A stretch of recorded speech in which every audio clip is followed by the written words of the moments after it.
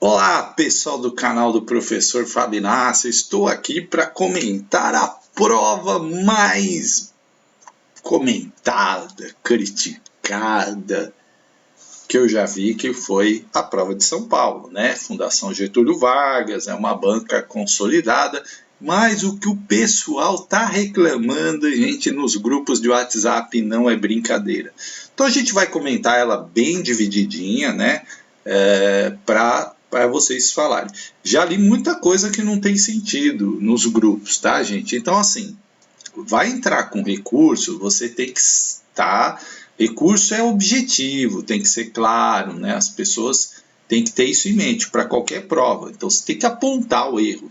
Né? Não adianta você ser genérico num recurso. Ah, olha, a prova não estava de acordo com o edital, né? Quais questões não estavam de acordo com o edital? Você tem que ser preciso no seu recurso. Se você for genérico, vai ser indeferido. Então, eu sempre falo que eu não comento a parte de português, porque não é minha área, obviamente, né? Então, eu vou falar das áreas que eu transito bem, né? Ou pelo menos mais ou menos, né? Que é a parte de informática, por exemplo, que é uma área que eu, né, dou aula, então conheço um pouco, né? Então eu posso falar um pouco. Bom, a primeira questão, já começando pela número 11, ela foi uma questão que falava da normativa SME 52, de 10 de 12 de 2021. Essa está no edital, gente, está lá bonitinho. A respeito das diretrizes das ações pedagógicas desenvolvidas no Laboratório de Educação Digital, presentes no artigo 3 do documento da Instrução Normativa SME 52 de 10 de 12 de 2021, analise as afirmativas a seguir, né? Então, eu sempre recomendo que você venha aqui e observe as questões antes de ler as afirmativas. Vejam, são 5 afirmativas, certo?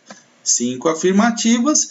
Se você olhar as alternativas, todas trazem duas, né? Apenas 1 e 2, apenas 3 e 4, apenas 2 e 3, apenas 2 e 4, apenas 1 e 5. A resposta já te dá uma dica.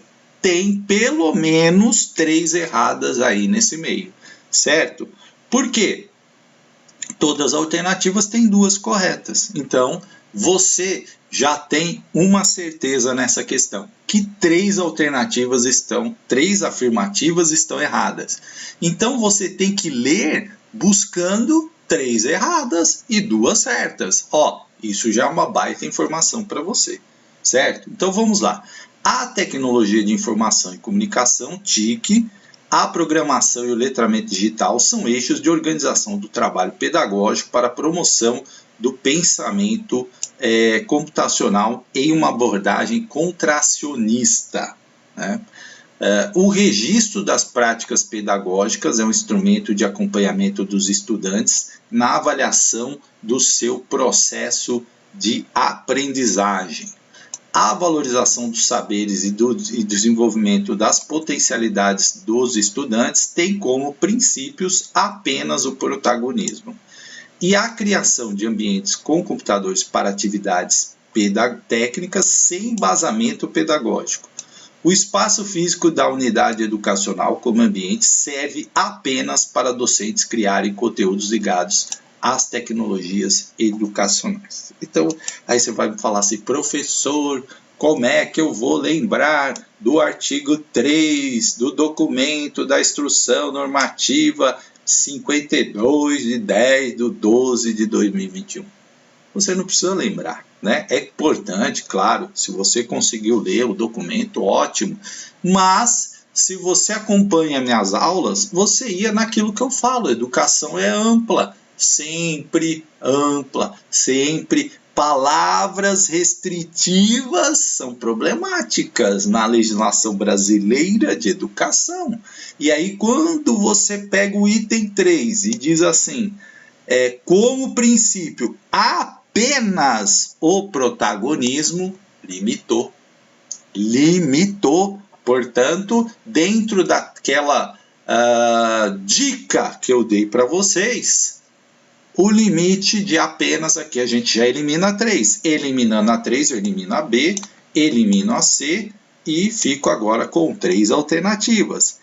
A criação de ambientes com computadores para atividades sem embasamento pedagógico, ora, se são diretrizes de ações pedagógicas, como que elas podem ser sem embasamento pedagógico? Elimina a B, elimina a D. Ficamos com 2 alternativas. Se você tivesse que chutar, já era 50%. O espaço físico da unidade educacional como ambiente serve apenas para os docentes criarem conteúdos. Limitou os docentes. Fábio. Então é 1 e 2, né? É exatamente 1 e 2, gabarito letra A. Professor, né? Então, são dicas que a gente precisa, né, ter ali. Poxa, eu não vou lembrar lá, né? Tudo bem, a 1 fala de letramento, tá certinho. Né? A 2 também está de acordo com o documento. Mas se você não lembrasse do documento, tinha jeito essa questão. Tinha jeito usando essa dica, né, que eu venho falando para vocês. Aí vamos para o número 12. Como eu disse, vamos devagar, porque a coisa às vezes complica. Aí a 12 tem um problema. Por quê? De acordo com o artigo 2, inciso 7 da resolução CME número 2 de 2020, as unidades de educação infantil foram orientadas quanto ao trabalho remoto. 7. Para a educação infantil na faixa etária correspondente a 0 a 5 anos, deverão ser elaboradas e enviadas de forma digital roteiros de brincadeiras, atividades lúdicas, literárias, musicais e culturais. Com base nesse inciso, assinale a afirmativa correta, né? Então, o que acontece aí que soa, né? Dá para responder? Sim, dá para responder. Vamos lá.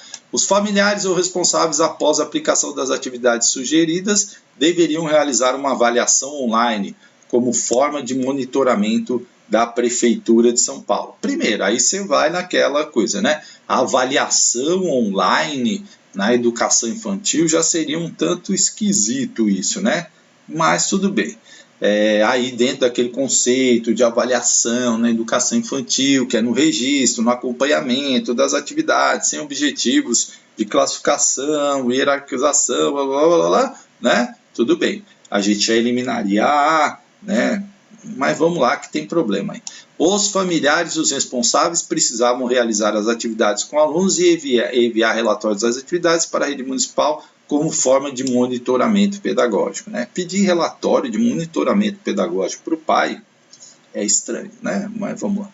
O objetivo do envio desses materiais é que os familiares ou responsáveis reproduzissem experiências com as crianças por meio das atividades sugeridas, pois também é papel dos familiares e os responsáveis aplicar o modelo escolar. Complicado, né? O artigo 2, inciso 7 da resolução CME 2 de 2020 foi pensado como forma de assegurar que os objetivos educacional para a educação infantil por meio da mediação dos familiares ou responsáveis fossem alcançados até o final do ano. Sei.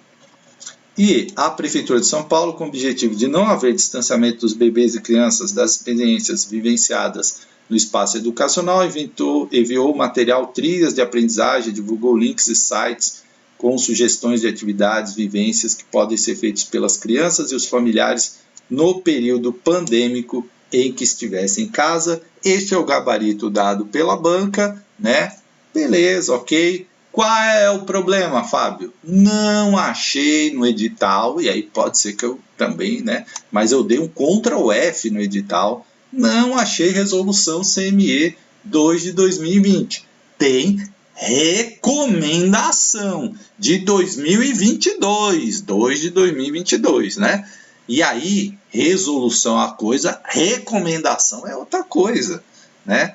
Portanto, gente, esta questão, por não estar, aí você pode citar no seu recurso, a questão de número 12 cita a resolução CME número 2 de 2020, que não consta do edital. Portanto, essa questão deve ser anulada, porque ela faz referência direta à resolução CME número 2 de 2020, do seu artigo 2, inciso 7, ela é precisa a questão. Ah, mas ela mostrou o inciso 7 na questão. Ué, mas não estava no edital? Né? Não estava no edital. E aí, é lógico, daria para responder, né? Mais ou menos, né? Daria para chegar ali e achar que a A, mas você ficaria dúvida na D, a D não está no edital, como é que você vai saber? Né? Então, esta questão aqui, gente, na minha modesta opinião, e ela pode estar sempre errada, né? Eu posso ter comido bola, não ter achado lá no edital, mas eu dei um Ctrl F, né? Fui lá, dei Ctrl F, não acho essa resolução. Olhei, né? Fiz aquele pam. Agora, se você achar aí, você comenta aí que eu falo, ó, errei, né? Mas eu não achei isso no edital. Ah, professor, então isso aí anula a prova. Não, anula a questão, tá? Muita calma nessa hora. Você anula essa questão porque resolução CME número 2 de 2020 não está lá no edital, tá? Ah, mas tem um documento que citou a... Não. Aí, né, porque aqui a pergunta é precisa. Se a pergunta falar assim, no documento tal, aonde é citada, aí tudo bem, né? Mas não é o caso aqui. Então, gabarito letra E, na minha modesta opinião, cabe recurso. Como você vai direcionar o recurso? Você vai dizer exatamente o que eu falei. Não há... A questão número 12 cita a resolução CME número 2 de /2020, que não consta no edital, não podendo então ser cobrada na prova, né, da forma específica ainda como ela foi cobrada, certo? Essa questão deve, né, tem uma recomendação, é diferente, né? É diferente recomendação de resolução, porque a resolução aqui é do Conselho Municipal de Educação, tá? Bom, a número 13 assinale a opção que evidencia que o ensino híbrido que evidencia o que é o ensino híbrido para a rede municipal de São Paulo.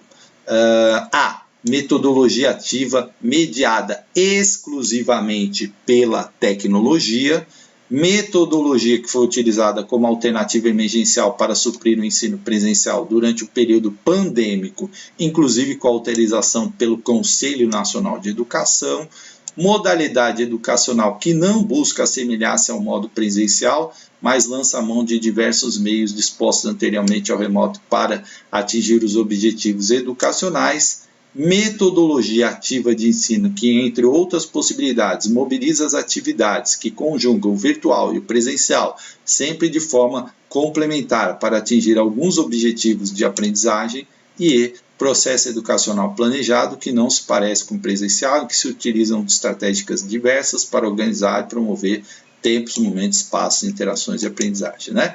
Então, uma pergunta direta, objetivo, que é ensino híbrido para a rede municipal de São Paulo. Isso aí tem de sobra lá, né? Tem fala de 200 mil documentos citados no edital, né? A primeira aqui, ó, restringiu, né, exclusivamente pela tecnologia. Então a gente elimina. Foi alternativa emergencial? Não, não é só isso, né? É uma modalidade que não busca assemelhar-se ao modo presencial, lança-mão também não, né? Agora, é uma metodologia ativa de ensino que, entre outras possibilidades, olha como essa é mais ampla, mobiliza atividades que conjugam virtual e presencial, sempre de forma complementar, para atingir alguns objetivos de aprendizagem. Perfeito, letra D, né? Letra D, tranquilo, isso aí é citado em vários documentos, né? Muita gente vai falar, professor, a prova estava difícil. Verdade, prova difícil, edital grande, enfim, mil problemas aí.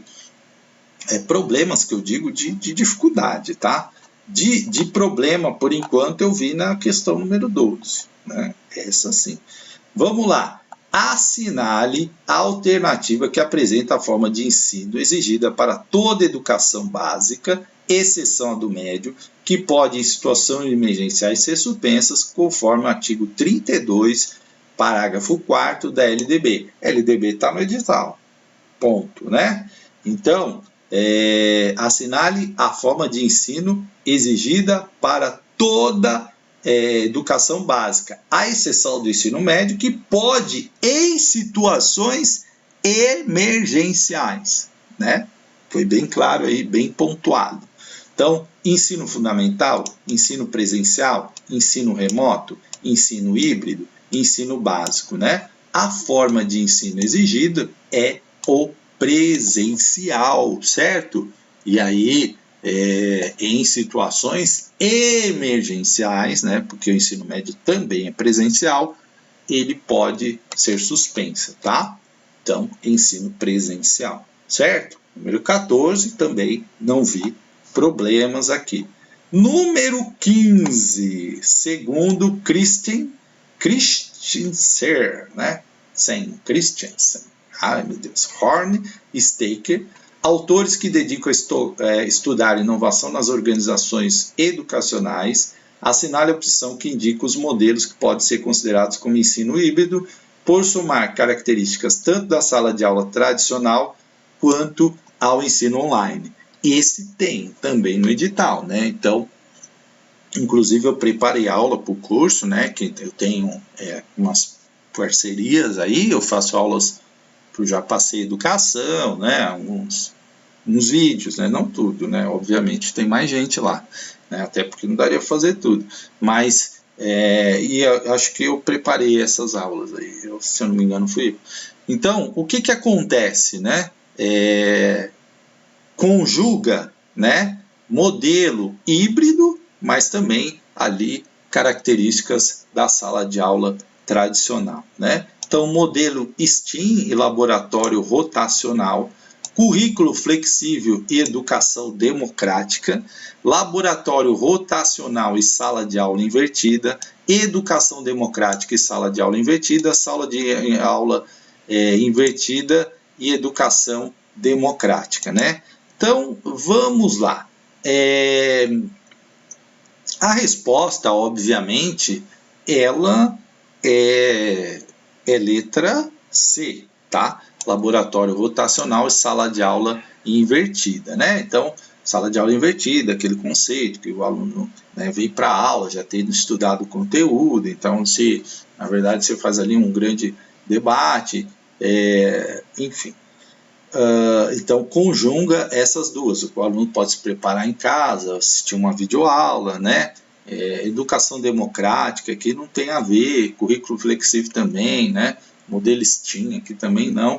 Mas aí tem, nessa número 15, um problema que eu acho, né? Modesta parte, que a banca poderia ter evitado. Duas alternativas iguais, né? A D e a E, gente, são iguais, né? Na verdade, elas estão ali trocadas, né, de ordem, mas ali não fala respectivamente, né? Então, assinale a opção que indica os modelos que podem ser considerados como ensino híbrido por considerarem tanto sala de aula quanto tradicional. Então, eu entendo que essas duas estão iguais, né? Mas, como eu disse, né, é só um entendimento. Acho que podia ter evitado isso, podia ter colocado outra palavra, que nada a ver, né? Não precisava ter repetido. Eu acho que isso deixa a questão com um problema. Não prejudica a questão, mas dá para questionar isso aí, né? Falar, ó, tem duas alternativas aqui que são iguais, elas só estão trocadas, né? Mas elas são iguais, né? Aqui eu entendo que a ordem dos tratores não afeta o viaduto, como falava na escola, né? A ordem dos fatores não altera o produto. Aqui a ordem dos tratores, é uma brincadeira que a gente fala, não altera o viaduto. Aqui não altera, né? Para mim, continua a letra C correta, certo? Mas D e E igual, né? Então eu acho que pode, você quiser, colocar isso no seu recurso, dá para tentar, né? Errei essa. Poxa, tenta, né? Eu acho que pode dar jogo. Bom, vamos lá.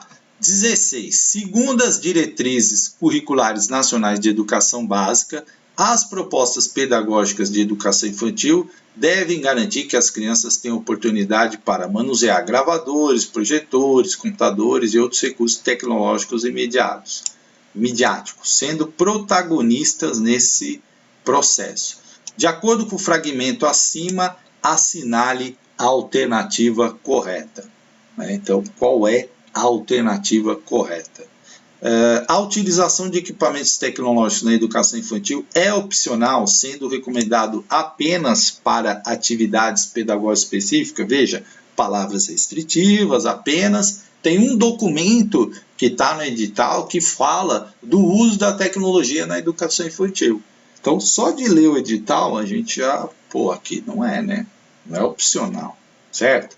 As propostas pedagógicas de educação infantil devem garantir que as crianças tenham acesso a equipamentos tecnológicos apenas em salas de informática? Não, está bem claro lá no documento, essa aula fui eu que gravei, eu lembro bem, né? Não, apenas, é a palavra restritiva também. A utilização de computadores em sala de aula é imprescindível para o desenvolvimento dos alunos da educação infantil e devem ser orientados por um professor específico? Também não, né? É importante, né? Os computadores, mas é imprescindível, e também orientados por um professor específico? Não, a tecnologia ela deve estar presente com todos, né?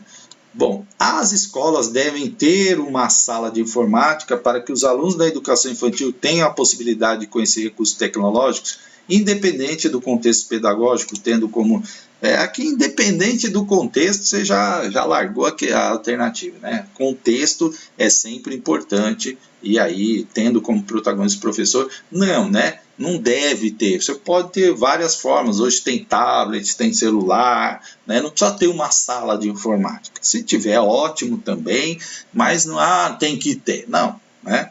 O trabalho com a linguagem midiática na educação infantil deve promover o diálogo do bebê e da criança com as diferentes linguagens, não reduzindo a interação com os equipamentos como meros instrumentos técnicos, descontextualizados e desvinculados das experiências individuais e coletivas. Perfeito, né?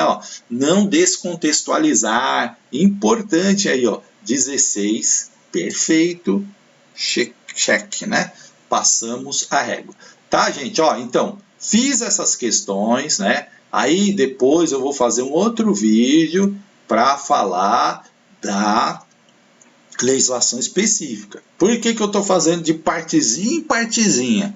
Porque eu estou checando se está lá no edital, se não está, né? Para não ter nenhum problema e tentar dar tempo de você preparar recursos, né? Entendo que dessa primeira parte, problemas. Número 12. Número 12, não tem resolução 2 lá, hein? Não tem. Número 15, duas alternativas igual, né? Tá invertido, mas o sentido é o mesmo, né?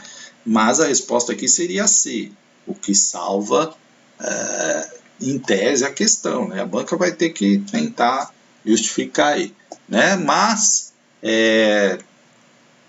eu entendo que essas duas poderiam caber recurso, as outras estão ok. Tá bom, gente? Então, vou publicar de trechinho em trechinho, né? Para a gente ir analisando essas provas, tá bom? Grande abraço.